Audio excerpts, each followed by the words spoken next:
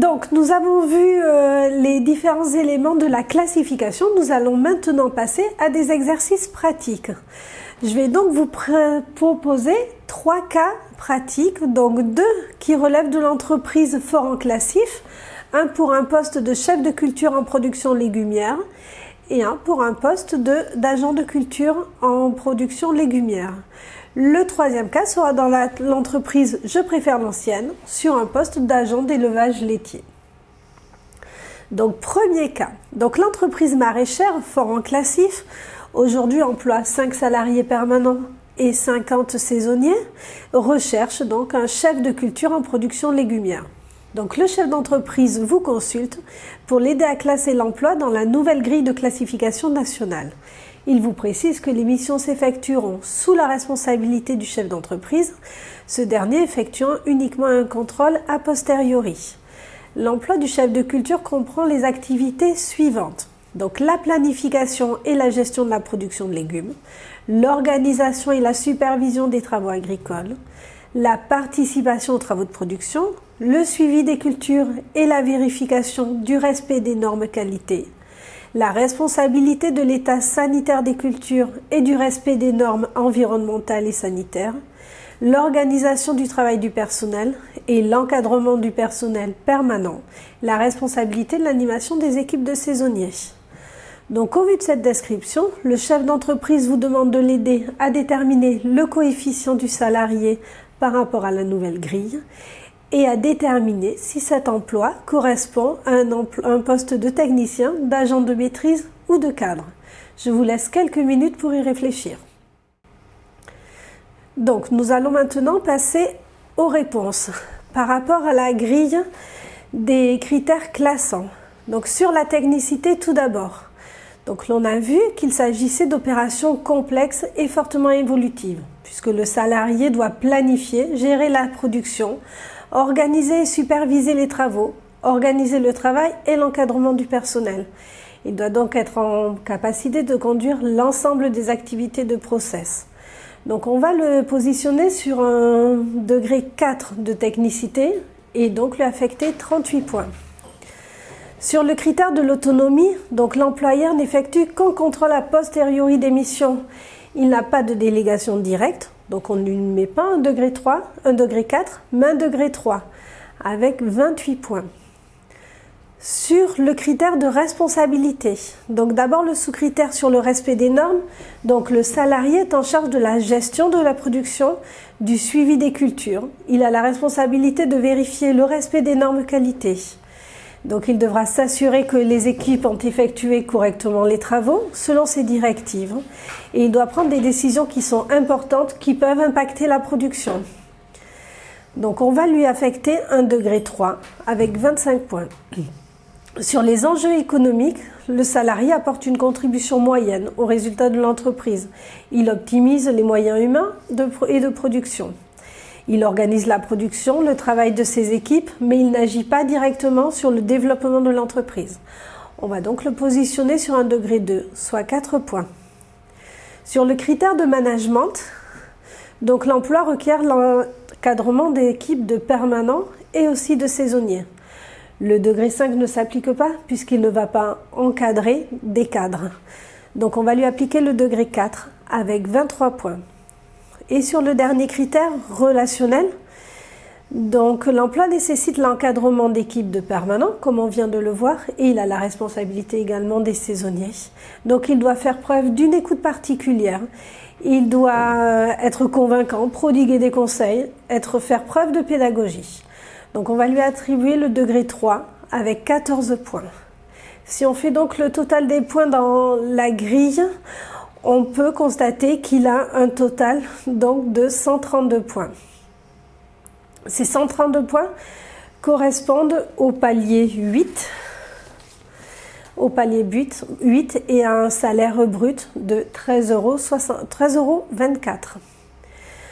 On devait aussi déterminer la catégorie de cet emploi, donc on va être sur une catégorie d'agent de maîtrise, puisqu'il a un coefficient supérieur à 105, mais également il a un degré 3 en autonomie et un degré 4 en technicité.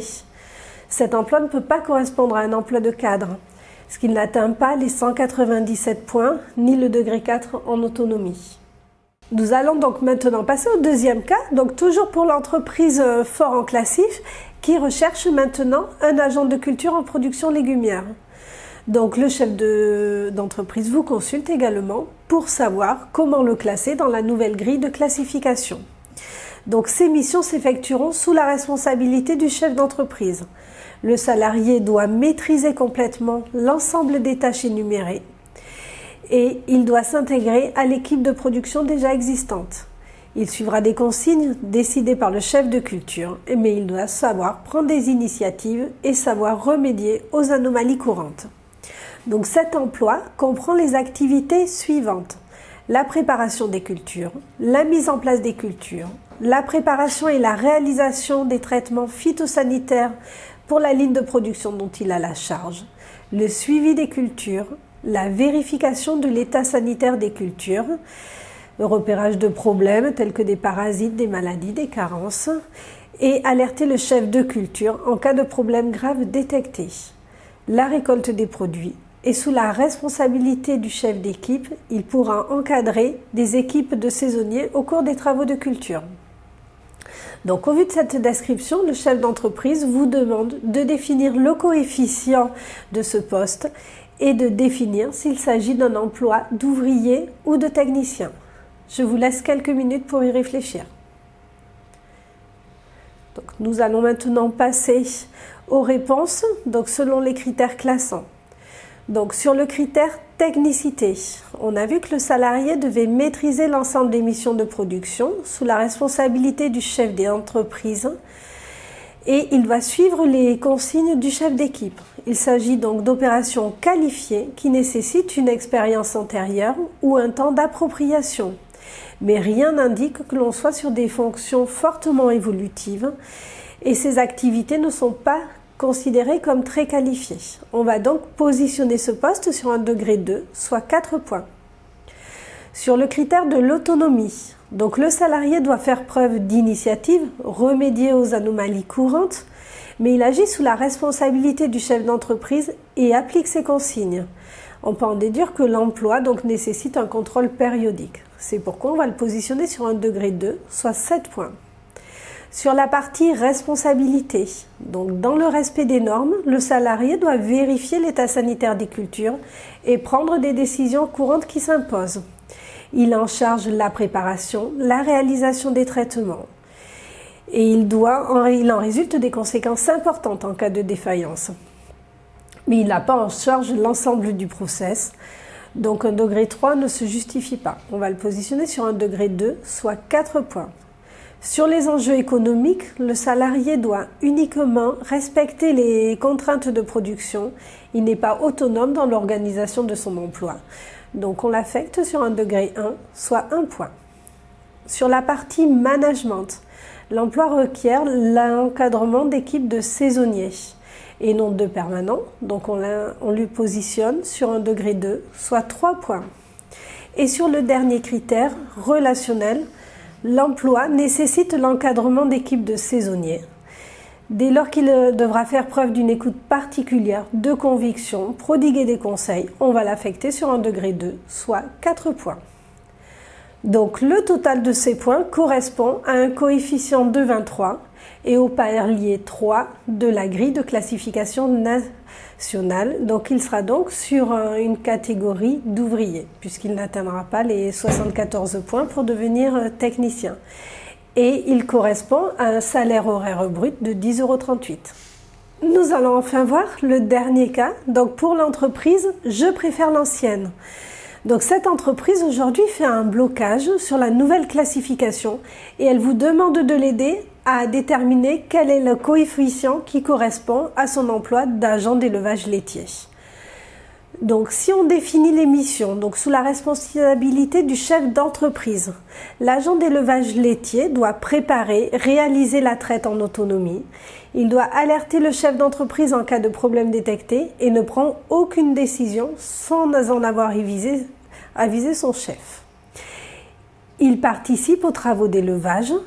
Il est responsable de la préparation et de la distribution de la ration alimentaire calculée selon les formules préétablies. Il assure le nettoyage et l'entretien de la salle de traite et il entretient les clôtures et les aires de stockage des aliments. Donc l'emploi requiert que le salarié maîtrise les techniques de traite, sache détecter les anomalies et incidents et alerter en conséquence son supérieur hiérarchique. Il doit aussi savoir prendre des initiatives. Aujourd'hui, ce salarié travaille depuis 7 ans sur l'exploitation. Il est classé au niveau 1, échelon 2 de la convention territoriale qui correspond à un salaire de 10,19 €. Mais au vu de la description du poste, le chef d'entreprise vous demande de déterminer le coefficient et le salaire correspondant à cet emploi. Je vous laisse y réfléchir quelques minutes. Nous allons donc maintenant passer à la réponse. Donc en reprenant chacun des critères, sur le critère de la technicité, le salarié doit maîtriser les techniques de traite, il doit savoir détecter les anomalies et il est responsable de la distribution de l'alimentation. Il s'agit donc d'opérations qualifiées. Toutefois, à la lecture des données, rien n'indique qu'il soit sur des missions évolutives et ces activités ne sont pas considérées comme très qualifiées. On va donc le positionner sur un degré 2, soit 4 points. Quant à l'autonomie, maintenant, le salarié est placé sous la responsabilité du chef d'entreprise. Il a une certaine autonomie dans ses activités, mais il doit alerter son supérieur en cas d'incident. Il ne doit prendre aucune décision sans l'avoir avisé. On peut en déduire que l'emploi nécessite un contrôle périodique par l'employeur. Et donc, on sera sur un degré 2, soit 7 points. Sur le critère responsabilité, donc sur le respect des normes, le salarié fait la traite en autonomie. Il est responsable de la préparation et de la distribution de l'alimentation. Donc ces activités ont des conséquences importantes en cas de défaillance. Il n'est pas responsable et n'a pas à vérifier l'aspect qualité du lait par exemple. On va donc le positionner sur un degré 2, soit 4 points. Sur les enjeux économiques, le salarié doit uniquement respecter les contraintes de production. Il n'est pas autonome dans l'organisation de son emploi. Il aura donc 1 point par le degré 1. Sur la partie management, donc l'emploi ne requiert aucun encadrement, aucune animation d'équipe. Il n'a pas de responsabilité particulière d'animation, mais on va quand même le positionner sur le degré 1, soit 2 points. Et le dernier critère, le relationnel, donc le salarié agit sous la responsabilité du chef d'entreprise qui prend les décisions en cas d'anomalie. Donc l'emploi ne nécessite vis-à-vis des interlocuteurs ni de force de conviction et il n'a pas à prodiguer de conseils. On va donc lui affecter le degré 1 avec 1 point. Donc le total de l'ensemble de ces points correspond à un coefficient 19 et un palier 3 de la grille de classification nationale. Donc son salaire sera de 10,38 € brut. Je tiens à vous alerter sur un dernier point. Donc pour conclure, c'est l'importance de partir du besoin de l'entreprise pour un emploi dans cette entreprise. C'est pourquoi il est important de déterminer notamment une fiche de poste. Donc cette fiche de poste, c'est un document qui récapitule les missions et les tâches à réaliser et les compétences qui sont requises pour un emploi. Il n'existe pas de fiche de poste type. Aujourd'hui, il y a des contenus qui sont adaptés selon les modèles. Donc on peut retrouver différents éléments qui sont par exemple l'intitulé de formation, les activités exercées, les compétences requises, le savoir-être demandé et ensuite les niveaux des critères classants, donc niveau de technicité, d'autonomie, de management, de responsabilité et le niveau de relationnel. Je vous remercie pour votre écoute, à bientôt.